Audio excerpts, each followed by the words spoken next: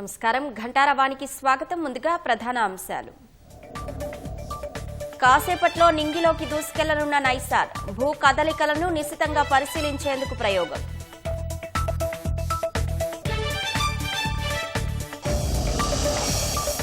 కాంగ్రెస్ పై BJP బురద జల్లే ప్రయత్నం చేస్తోందన్న తుమ్మల.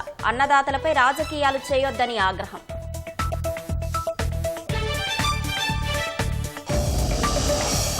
ఇకపై బెట్టింగ్ యాప్ల ప్రచారం చేయనన్న ప్రకాష్ రాజ్. సులభంగా డబ్బు సంపాదించుకోవాలనుకోవద్దని హితవు.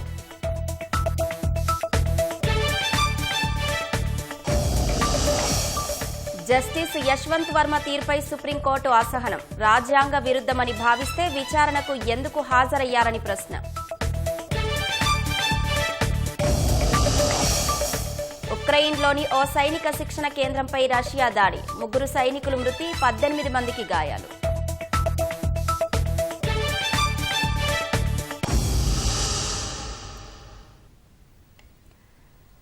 బెట్టింగ్ యాప్ల ప్రమోషన్ల కేసులో నటుడు ప్రకాష్ రాజును ఎన్ఫోర్స్మెంట్ డైరెక్టరేట్ ఈడీ దాదాపు 5 గంటల పాటు ప్రశ్నించింది.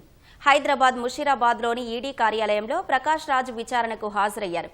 బెట్టింగ్ యాప్లకు అలవాటు పడి పలువురు ఆత్మహత్యలు చేసుకున్న నేపథ్యంలో యాప్ ప్రమోషన్లు, యాప్ నిర్వాహకుల నుంచి తీసుకున్న డబ్బులపై ప్రకాష్ రాజును ఈడీ అధికారులు ప్రశ్నించినట్లు సమాచారం. బెట్టింగ్ యాప్స్ ప్రమోషన్లలో మనీ లాండరింగ్ జరిగినట్లు భావిస్తున్న ఈడీ ఆ అంశంలోనూ ప్రశ్నించినట్లు తెలుస్తోంది. అయితే బెట్టింగ్ యాప్స్ పై ప్రచారంలో నిర్వాహకుల నుంచి తనకు డబ్బులు అందలేదని ప్రకాష్ రాజ్ వివరించారు. ఇలా అప్పుడు చేశాను, అది తప్పని తెలిసి ఆ తర్వాత నేను చేయలేదు. ఇప్పుడు దాకా ఏ పేమెంట్ తీసుకోలేదు, ఎందుకంటే నా మనసాక్షి పరంగా నేను తీసుకోలేదు. అంటే వాళ్ళ అకౌంట్స్ అన్ని చూసి సరేనండి మీరు చెప్పాల్సింది చెప్పండి అని డాక్యుమెంట్ చేసుకుని మళ్ళీ రమ్మలేదు, అయిపోయింది. ఒకే ఒక యాప్ చేశాను 2016లో.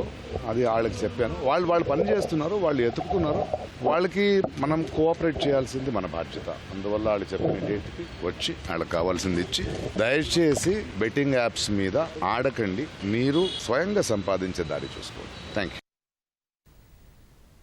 నిరసన తెలిపినందుకు డిస్మిస్ చేసిన స్పెషల్ కానిస్టేబుల్ను తిరిగి విధుల్లోకి తీసుకోవాలని బీఆర్ఎస్ నేత ఆర్ఎస్ ప్రవీణ్ కుమార్ డిమాండ్ చేశారు. తెలంగాణ భవన్కు వచ్చిన స్పెషల్ కానిస్టేబుళ్ల కుటుంబ సభ్యులతో ఆయన సమావేశమయ్యారు. తెలంగాణలో ఏక్ పోలీస్ విధానం అమలు చేయాలని కానిస్టేబుళ్లు నిరసన తెలిపారని, నిరసన తెలిపిన 10 మందిని పోలీసు ఉన్నతాధికారులు డిస్మిస్ చేశారన్నారు. తెలంగాణలో ఏక్ పోలీస్ విధానం తీసుకొస్తామని సీఎం రేవంత్ రెడ్డి హామీ ఇచ్చారని, గతంలో స్పెషల్ పోలీసులకు నెలకు 8 రోజులు లీవ్ ఉంటే ఇప్పుడు నెలకు 4 రోజులు మాత్రమే ఇస్తున్నారని ప్రవీణ్ కుమార్ ఆక్షేపించారు. స్పెషల్ కానిస్టేబుల్స్ భార్యలు నిరసన తెలిపితే భర్తలను సస్పెండ్ చేశారని, ఎలాంటి విచారణ లేకుండా 10 మంది స్పెషల్ కానిస్టేబుల్స్ ను డిస్మిస్ చేశారన్నారు. 9 మందిని డిసిప్లిన్ కోసం సస్పెండ్ చేసిండ్రా లేకపోతే దేనికోసం చేసిండ్రా అనేది మీ విఘ్నతకు వదిలేస్తున్నా. కానీ వీళ్ళ ట్రాక్ రికార్డు దయచేసి చూడండి, వీళ్ళ కుటుంబాల పరిస్థితి చూడండి. వీళ్ళెవరు ఆగర్భ శ్రీమంతులు కాదు. వాళ్ళు ఒక్కరోజు కూడా మిమ్మల్ని దుర్భాషలాడడం కానీ, లేకపోతే మీ మంత్రులను దుర్భాషలాడడం కానీ, లేకపోతే మీ ఉన్నతాధికారులు దుర్భాషలాడడం కానీ చేయలేదు. వాళ్ళ బాధ చెప్పుకోవడానికి వచ్చిండ్రు. వాళ్ళ బాధ చెప్పుకొని వాళ్ళ భార్యలు వచ్చిండ్రు అంతే తప్ప వాళ్ళు రాలేదు. వాళ్ళు ఒకవేళ లోపల ఏమన్నా చేసినా యూనిఫామ్ వేసుకొని వాళ్ళ ఆఫీసర్లకు పోయి చెప్పుకున్నారు మీరు ఇచ్చిన దర్బార్లలో తప్ప వాళ్ళెవ్వరు కూడా మరి తుపాకులను ధ్వంసం చేయడం కానీ, లేకపోతే పోలీసు వాహనాలను ధ్వంసం చేయడం కానీ, ప్రజలకు అసౌకర్యం కలిగించడం కానీ, బస్సులను దగ్ధం కావడం చేయలేదు. ఎగువ నుంచి నాగార్జున సాగర్ కు భారీగా వరద పోటెత్తుతోంది. జలాశయానికి భారీగా వరద ప్రవాహం వస్తుండటంతో 26 గేట్లు ఎత్తి అధికారులు నీటిని దిగువకు విడుదల చేస్తున్నారు. మంగళవారం నుంచి 26 గేట్ల నుంచి నీటి విడుదలను అధికారులు కొనసాగిస్తున్నారు. సాగర్ కి 2,82,000 క్యూసెక్ల ఇన్ఫ్లో వస్తుండగా 3,12,000 క్యూసెక్ల నీటిని దిగువకు విడుదల చేస్తున్నారు. సాగర్ పూర్తి స్థాయి నీటి మట్టం 590 అడుగులు కాగా ప్రస్తుతం 586.20 అడుగులు ఉంది. పూర్తి స్థాయి నిల్వ సామర్థ్యం 312 టీఎంసీలు కాగా ప్రస్తుతం 301.35 టీఎంసీలు ఉంది. సాగర్ అందాలను చూసేందుకు పర్యాటకులు పెద్ద సంఖ్యలో తరలి వస్తున్నారు.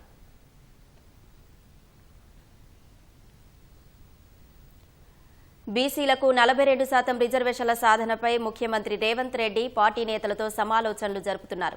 పార్టీ రాష్ట్ర వ్యవహారాల ఇన్ఛార్జి మీనాక్షి నటరాజన్, పీసీసీ అధ్యక్షుడు మహేష్ కుమార్తో సమావేశమైన ఆయన బీసీ రిజర్వేషన్లపై ఢిల్లీలో పోరుబాటపై చర్చించారు. రేపటి నుంచి 5 రోజుల పాటు జరగనున్న పాదయాత్రపైన సమాలోచనలు జరిపారు. వచ్చే నెల 5, 6, 7న బీసీ రిజర్వేషన్ల బిల్లుల ఆమోదం కోసం ఢిల్లీలో చేపట్టాల్సిన కార్యాచరణపై చర్చించారు. వచ్చే నెల 5న లోక్సభలో ఎంపీలు వాయిదా తీర్మానమిచ్చి చర్చకు పట్టుబడనున్నారు. 6న జంతర్ మంతర్ వద్ద సీఎం రేవంత్ రెడ్డి మంత్రులు ధర్నా చేయనున్నారు. 7న రాష్ట్రపతిని కలిసి వినతి పత్రం ఇవ్వనున్నారు. ఢిల్లీ పర్యటన తర్వాత మళ్లీ కాంగ్రెస్ నేతల పాదయాత్ర కొనసాగనుంది.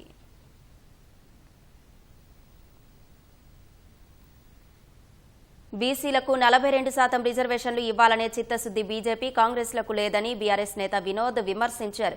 ప్రధాని నరేంద్ర మోదీ, ప్రతిపక్ష నేత రాహుల్ గాంధీ అనుకుంటే గంటలోపే బీసీ రిజర్వేషన్ బిల్లుకు ఆమోదం లభిస్తుందన్నారు. బీజేపీకి ఏమాత్రం చిత్తశుద్ది ఉన్నా బీసీ రిజర్వేషన్ బిల్లును రాజ్యాంగంలోని 9వ షెడ్యూల్లో చేర్చాలని వినోద్ డిమాండ్ చేశారు.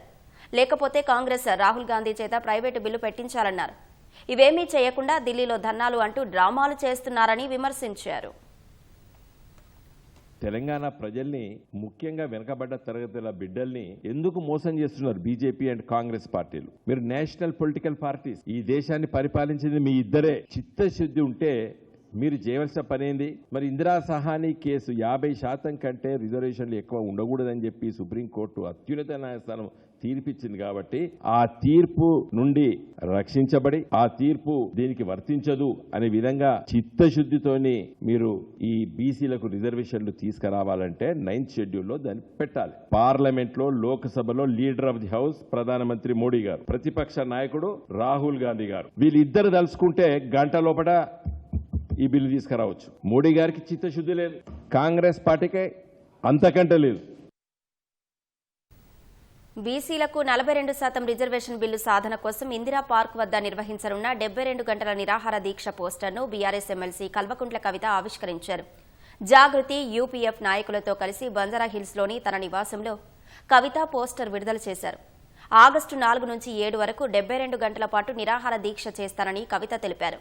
బీసీ రిజర్వేషన్లకు చట్టబద్దత కల్పించడంపై కేంద్ర రాష్ట్ర ప్రభుత్వాలకు చిత్తశుద్ది లేదని మండిపడ్డారు. కవిత చేపట్టబోయే 72 గంటల నిరాహార దీక్షకు అనుమతి ఇవ్వాలని జాగృతి నేతలు దరఖాస్తు చేశారు. ఈ మేరకు మధ్య మండలం డీసీపీకి లేఖ అందించారు. నాగర్ కర్నూలు జిల్లా ఉయ్యాలవాడ బాలికల గురుకుల పాఠశాల విద్యార్థినులు లేక వెలవెలబోతోంది. ఇటీవల కలుషిత ఆహారం తిని 100 మందికి పైగా అస్వస్థతకు గురైన ఘటనతో తల్లిదండ్రుల్లో భయాందోళన నెలకొంది. అస్వస్థతకు గురైన విద్యార్థినులు ఆసుపత్రిలో చేరిన తర్వాత రోజునే మిగతా విద్యార్థినులను తల్లిదండ్రులు ఇళ్లకు తీసుకెళ్లిపోయారు. పాఠశాలలో మొత్తం 757 మంది విద్యార్థినులకు గాను ప్రస్తుతం 200 మంది మాత్రమే ఉన్నారు. ఫుడ్ పాయిజన్ ఘటనతో తల్లిదండ్రుల్లో ఇంకా భయం పోలేదనే అభిప్రాయం వ్యక్తమవుతోంది. ప్రిన్సిపల్ నవనీత తల్లిదండ్రులకు ఫోన్ చేసి విద్యార్థినులను పాఠశాలకు పంపించాలని కోరుతున్నారు.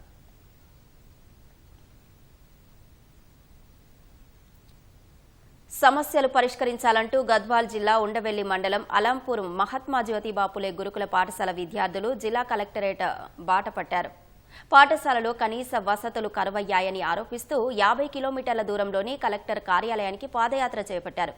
పాఠశాలలో స్నానాల గదుల కొరతతో పాటు నాసిరకమైన భోజనం, మంచినీటి కొరత వేధిస్తోందని విద్యార్థులు ఆరోపిస్తున్నారు. సమస్యలను ఎన్నిసార్లు అధికారుల దృష్టికి తీసుకెళ్లినా ఫలితం లేకుండా పోయిందని చెబుతున్నారు. కలెక్టరేట్కు పాదయాత్రగా బయలుదేరిన విద్యార్థులను మానవపాడు మండలం ఇటిక్యాలపాడు వద్ద పోలీసులు అడ్డుకున్నారు. సమస్యను కలెక్టర్ దృష్టికి తీసుకువెళ్లి పరిష్కరిస్తానని నచ్చజెప్పి విద్యార్థులను ప్రత్యేక వాహనంలో తిరిగి పాఠశాలకు పంపించారు.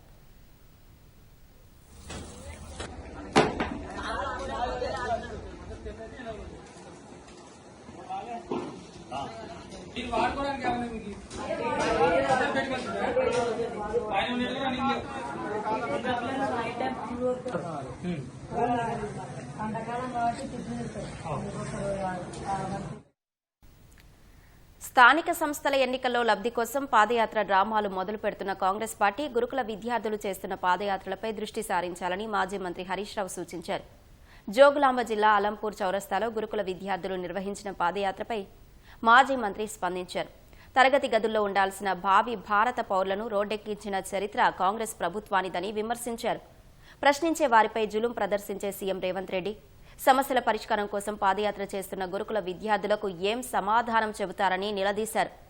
పాలన గాలికి వదిలేసి రాజకీయాలు చేసే సీఎంకు గురుకుల విద్యార్థుల గోస కనిపించకపోవడం అమానవీయమని మండిపడ్డారు. ఇప్పటికైనా రేవంత్ రెడ్డి కళ్లు తెరిచి రోజురోజుకు పతనమవుతున్న గురుకుల వ్యవస్థను గాడిన పెట్టాలని హరీష్ రావు డిమాండ్ చేశారు. ఆదిలాబాద్ రిమ్స్లో వైద్య విద్యార్థి ఉరేసుకుని ఆత్మహత్యకు పాల్పడిన ఘటన కలకలం రేపింది. రాజస్థాన్కు చెందిన సాహిల్ చౌదరి ఎంబీబీఎస్ ద్వితీయ సంవత్సరం చదువుతున్నాడు. ఇవాళ ఉదయం మృతుడు తన హాస్టల్ గదిలో ఫ్యాన్కు ఉరేసుకున్నట్లు తోటి విద్యార్థులు గుర్తించారు. ఈ ఘటనపై కేసు నమోదు చేసి దర్యాప్తు చేస్తున్న పోలీసులు సాహిల్ ఆత్మహత్యకు గల కారణాలు తెలియాల్సి ఉందన్నారు. ఆయన హిస్టరీ తీస్తూ ఉంటే వాళ్ళ క్లాస్మేట్ కావచ్చు, రూమ్మేట్ కావచ్చు, ఎటువంటి ప్రాబ్లం లేదని చెప్తున్నారు. నిన్నటి ఒక లైబ్రరీలో చదివాడంట. ఎల్లుండి ఆగస్ట్ 2 ఎగ్జామ్ ఉంది. సో అన్ని రకాల పూర్వపరాలు నేను తెలుసుకుంటున్నా. ఇండివిజువల్ వైజ్ వాళ్ళ రూమ్మేట్ కావచ్చు, క్లాస్మేట్స్ కావచ్చు, వాళ్ళ రాష్ట్రాన్ని పిల్లలతో అందరితో మాట్లాడుతున్నా. ఎటువంటి హిస్టరీ చెప్తలేరు. మరి వేరే ఏమైనా అడిక్ట్ ఉందా, ఏమైనా లా ఎఫర్ ఉందా, మరి చదువులో ఉంటే అటువంటి ఏం లేదు. అనాటమీ, ఫిజిక్స్, బయోకెమిస్ట్రీ 3 సబ్జెక్ట్ చాలా బాగా యాక్టివ్గా పాస్ అయ్యాడు. హిస్టరీని బట్టి అయితే ఎక్కడేం దొరకట్లేదు క్లూ. సో నేను ఇప్పుడు చేయగలుగుతున్న రూమ్కి వెళ్ళాము. అక్కడ ఏం దొరికితే అక్కడ ఏం దొరకలేదు. సెల్ ఫోన్ ఇప్పుడే దొరికింది. సెల్ ఫోన్ పాస్వర్డ్ ఓపెన్ చేశారు చేయ గారు. దానిలో సెర్చ్ చేస్తున్నారు. జగిత్యాల జిల్లా నూకపల్లి అర్బన్ కాలనీలో డబుల్ బెడ్రూమ్ ఇళ్లలో మౌలిక వసతులు కరువయ్యాయి. అధికారులు సరైన వసతులు కల్పించకపోవడంతో లబ్ధిదారులు తీవ్ర ఇబ్బందులు ఎదుర్కొంటున్నారు. రోడ్డు సదుపాయం, తాగునీరు, వీధి దీపాలు, బస్సు సౌకర్యం, పాఠశాల వంటివి లేవని లబ్ధిదారులు ఆవేదన వ్యక్తం చేస్తున్నారు.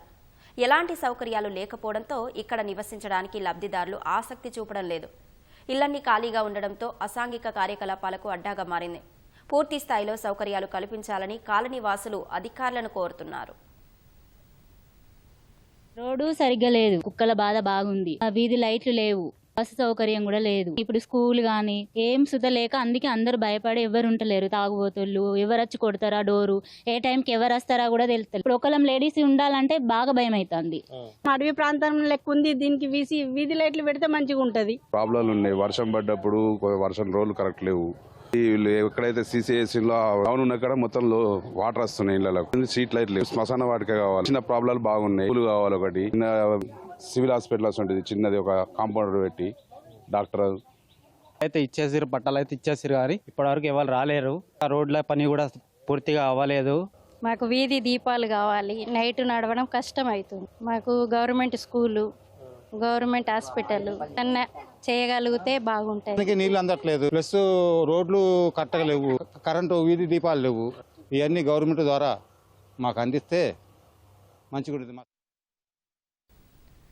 గణేష్ ఉత్సవాలు దగ్గర పడుతుండటంతో ఖైరతాబాద్ బడా గణేశుడి విగ్రహం పనులు వేగం పుంజుకున్నాయి.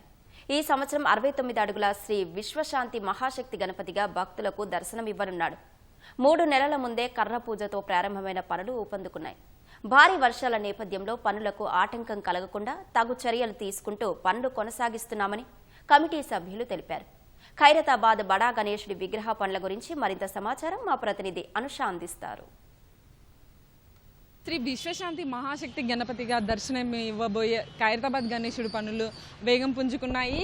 గణేష్ చతుర్థికి ఇంకా నెల రోజుల పాటే సమయం ఉండడంతో ఈ పనులు అయితే వేగవంతమయ్యాయని చెప్పవచ్చు. ఇప్పటికే ప్రధాన విగ్రహం పనులు 50% పూర్తయింది. పక్కన ప్రతిష్ఠించబోయే 4 ప్రధాన విగ్రహాల పనులు అయితే దాదాపుగా పూర్తయ్యాయని చెప్పవచ్చు. 3 నెలల ముందు నుంచే ఖైరతాబాద్ గణేశుడి విగ్రహ తయారీ పనులు అయితే ప్రారంభమవుతాయి. సో కర్ర పూజ నుంచి ప్రారంభమైన పనులు ఇప్పటికైతే చాలా వరకు ఒక 50% పనులు అయితే కంప్లీట్ అయ్యాయని చెప్పవచ్చు.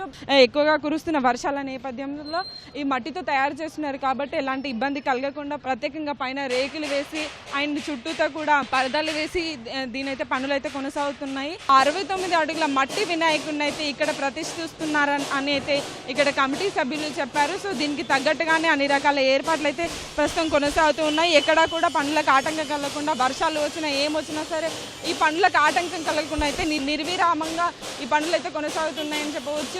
సుమారుగా 100 నుండి 150 మంది అయితే ఈ విగ్రహ తయారీ పనుల్లో అయితే నిమగ్నమై ఉన్నారు. మరికొద్ది రోజుల్లో అయితే ఫైనల్ గా ఈ తుది రూపం అయితే వచ్చే అవకాశం ఉంది. సో ఆ విగ్రహ ప్రత్యేకతల గురించి మాట్లాడుకుంటే ఈసారి విశ్వశాంతి మహాశక్తి గణపతిగా అయితే ఖైరతాబాద్ గణేశుడు దర్శనం ఇవ్వనున్నాడు. ఈసారి దేశంలో జరుగుతున్న యుద్ధాల నేపథ్యంలో ప్రపంచ శాంతిని కోరుతూ ఈసారి ఖైరతాబాద్ గణేశుడు దర్శనం ఇవ్వనున్నాడు. సో ఈసారి ప్రత్యేకంగా ఖైరతాబాద్ గణేశుడి దగ్గర అయితే గజ్జలమ్మ దేవిని ప్రత్యేకంగా నిలబెడుతున్నారని చెప్పవచ్చు. ఈసారి శ్రీ లక్ష్మీ సమేత హయగ్రీవ స్వామిని, అలాగే శ్రీ జగన్నాథ స్వామిని కూడా ప్రత్యేకంగా ప్రతిష్ఠించనున్నారు. అలాగే ఇటువైపున ఈ ఖైరతాబాద్ గణేశుడి కుడివైపున చూసుకుంటే వాసవి కన్యకా పరమేశ్వరి అమ్మవారి విగ్రహాన్ని కూడా ఇక్కడ ప్రత్యేకంగా ప్రతిష్ఠిస్తున్నారని చెప్పవచ్చు.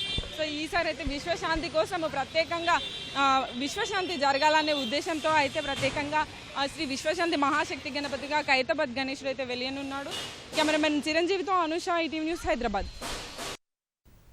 ఇస్రో నాసాల ఉమ్మడి ఉపగ్రహమైన నైసార్ శాటిలైట్ను జిఎస్ఎల్వి F-16 వాహక నౌక ద్వారా శ్రీహరికోట నుంచి ప్రయోగించనున్నారు. కాసేపట్లో జిఎస్ఎల్వి F-16 నింగిలోకి దూసుకెళ్లనుంది. భూ కదలికలను నిశితంగా పరిశీలించేందుకు దాదాపు 11,200 కోట్ల రూపాయలతో వ్యయంతో నాసా, ఇస్రో సంయుక్తంగా ఈ ప్రాజెక్టును చేపట్టాయి. మరి నాసా శాటిలైట్ విశేషాలు ఏంటో ఈ కథనంలో చూద్దాం. భారత అంతరిక్ష పరిశోధన సంస్థ ఇస్రో, అమెరికా అంతరిక్ష సంస్థ నాసా సంయుక్తంగా చేపట్టిన నైసార్ ప్రయోగానికి సర్వం సిద్ధమైంది. బుధవారం జిఎస్ఎల్వి F-16 వాహక నౌక ద్వారా తిరుపతి జిల్లా శ్రీహరికోటలోని సతీష్ ధావన్ స్పేస్ సెంటర్ షార్ నుంచి ప్రయోగించనున్నారు. బుధవారం సాయంత్రం 5:40 జిఎస్ఎల్వి F-16 నింగిలోకి దూసుకెళ్లనుంది. 2,392 కిలోల బరువున్న నైసార్ను 747 కిలోమీటర్ల ఎత్తులోని సూర్య అనువర్తిత కక్షలోకి పంపుతారు. 90 రోజుల తర్వాత ఇది పని ప్రారంభిస్తుంది. రాత్రి పగలు తేడా లేకుండా అన్ని రకాల వాతావరణ పరిస్థితుల్లో పుడమిని తన జంట రాడార్లతో నైసార్ స్కాన్ చేస్తుంది. ఇందులో తొలిసారిగా అధునాతన స్వీప్ సార్ పరిజ్ఞానాన్ని ఉపయోగించారు. దీనివల్ల సంబంధిత ప్రాంతం మొత్తాన్ని వేగంగా 3Dలో పరిశీలించడం సాధ్యమవుతుంది. దాదాపు 11,200 కోట్ల రూపాయల వ్యయంతో ఇస్రో, నాసా ఈ ప్రయోగాన్ని చేపట్టాయి. ఇందులో ఇస్రో వాటా కింద చేపట్టాల్సిన పనులకు 800 కోట్లు ఖర్చయ్యాయి. ఇస్రో అనుసరించిన చౌకైన ఇంజనీరింగ్ విధానాల ద్వారా ఇది సాధ్యమైనట్లు తెలుస్తుంది.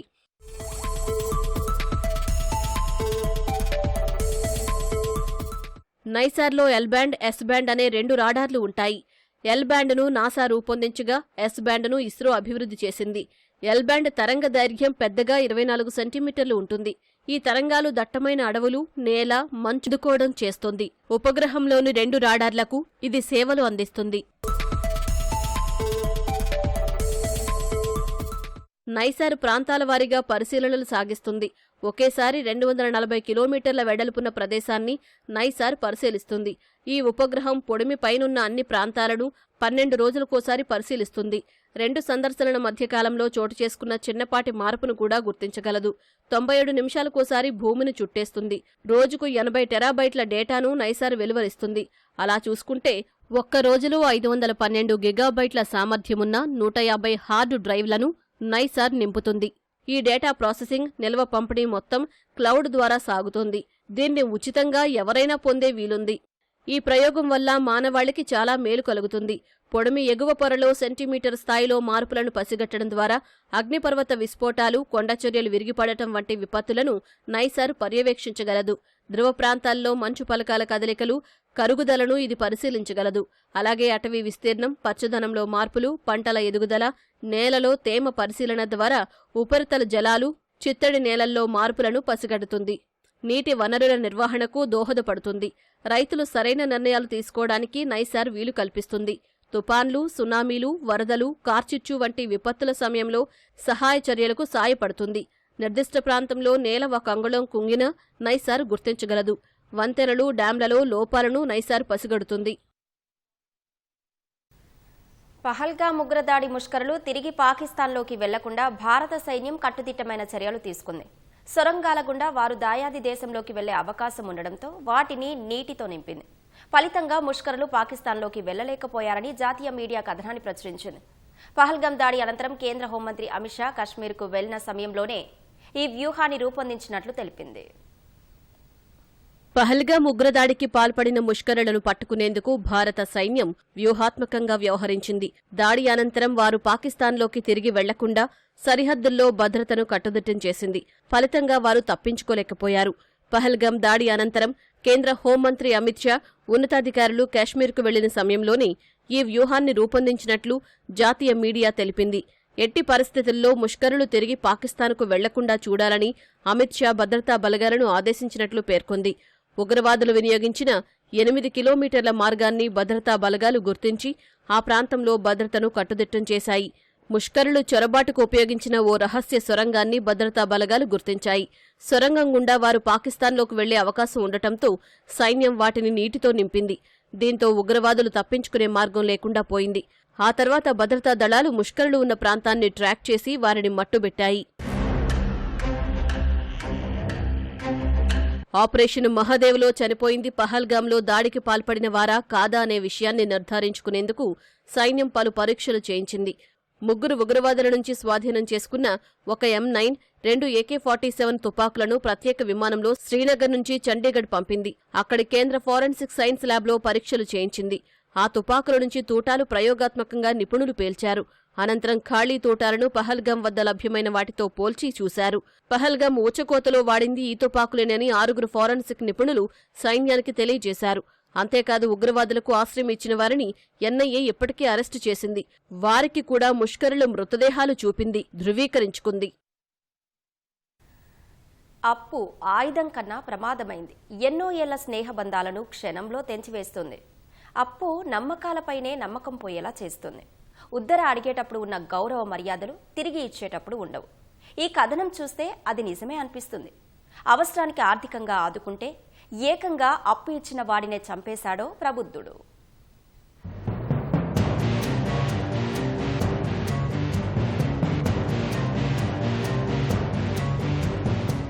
నంద్యాల జిల్లా పాణ్యానికి చెందిన అశోక్ చౌదరిని సుబ్బయ్య అనే వ్యక్తి తన కుమారులతో కలిసి అత్యంత కిరాతకంగా హత్య చేశాడు. ఇచ్చిన అప్పు తిరిగి చెల్లిస్తామని నమ్మబలికిన తండ్రి కుమారులు అప్పు ఇచ్చిన అశోక్ చౌదరిని చంపేశారు.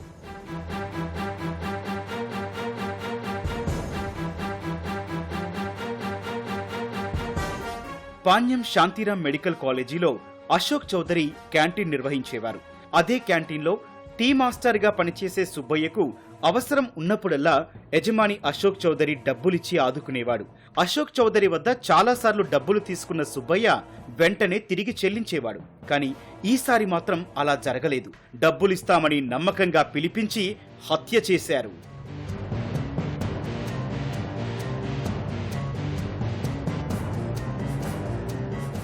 2 ఏళ్ల క్రితం క్యాంటీన్ వేరే వారికి విక్రయించి అశోక్ చౌదరి వడ్డీ వ్యాపారం చేయడం మొదలుపెట్టాడు. దీంతో సుబ్బయ్య సైతం అక్కడి నుంచి బయటికొచ్చి 2 కుమారులతో కలిసి కూల్ డ్రింక్ వ్యాపారం చేసుకుంటున్నాడు. ఆర్థిక ఇబ్బందులతో అశోక్ చౌదరికి ఇవ్వాల్సిన వడ్డీతో పాటు అసలు ఇవ్వలేకపోయాడు. అశోక్ చౌదరి గట్టిగా నిలదీయడంతో డబ్బులిచ్చే మార్గం లేక అతన్నే చంపేయాలని నిర్ణయించుకున్నారు.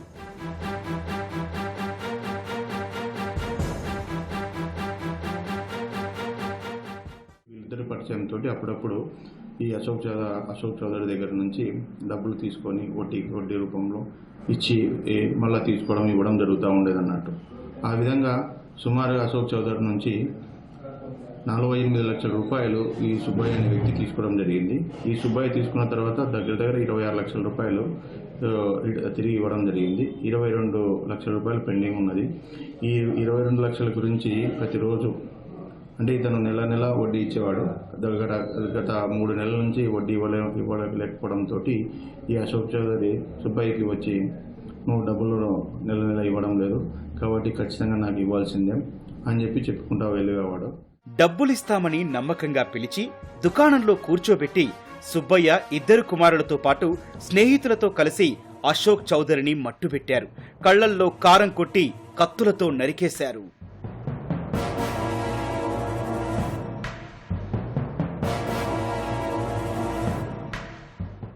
అశోక్ చౌదరి షాప్ దగ్గర ముందు సుబ్బయ్యని అడుగుతాడు, కూర్చో అని చెప్తాడు అన్నట్టు. కూర్చున్న వెంటనే సుబ్బయ్య అన్న సార్ ఇస్తాను సార్ డబ్బులు అని చెప్పి మాట్లాడుతూనే అతని దగ్గర ఉన్నటువంటి కత్తితోటి అతను నరకడం జరిగింది. దాని తర్వాత ఇమ్మీడియట్గా ఎవరైతే రమేష్ అనే వ్యక్తి కళ్ళలో కారం కొట్టి వాళ్ళ పెద్ద కొడుకు సురేష్ సుత్తితో తల మీద కొట్టడం జరుగుతుంది. దాని తర్వాత వాళ్ళ చిన్న కొడుకు వెంకటేష్ కత్తితో కొట్టడం జరుగుతుంది.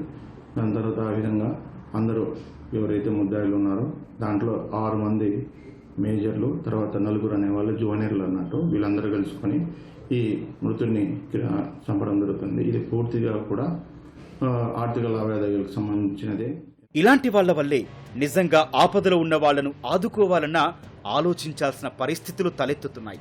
తన వద్ద ఎంతో కాలం పనిచేశాడని నమ్మకంగా డబ్బులిస్తే సొమ్ములు తిరిగిస్తామని పిలిపించి ఏకంగా ప్రాణాలే తీసేశారు.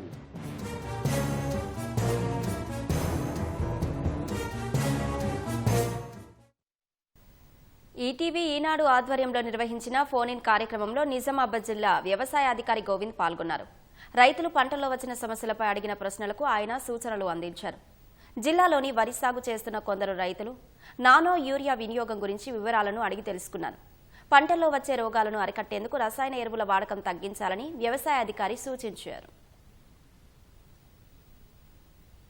మనం వరి తర్వాత వరి వేస్తా ఉన్నాం. దానికి టైం గ్యాప్ అనేది లేదు. ఖరీఫ్ తీసిన తర్వాత మళ్ళీ రబీ అదే పంటలో కూడా వరి వేస్తా ఉన్నాం కాబట్టి ఈ గ్యాపులు అంటే మనకు ఏప్రిల్ మేలో కోతలు అయిపోయిన తర్వాత పెసర్లు కానీ, మినుములు కానీ, కందులు కానీ, అపరాల పంటలు, పప్పు దినుసుల పంటలు చాలా ఉంటాయి.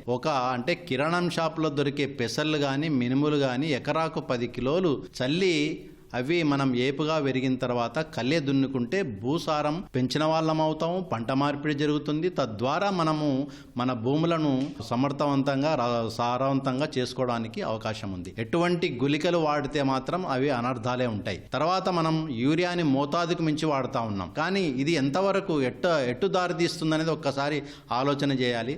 దానికి ప్రత్యామ్నాయంగా నానో యూరియా అనేది మార్కెట్లో వచ్చింది.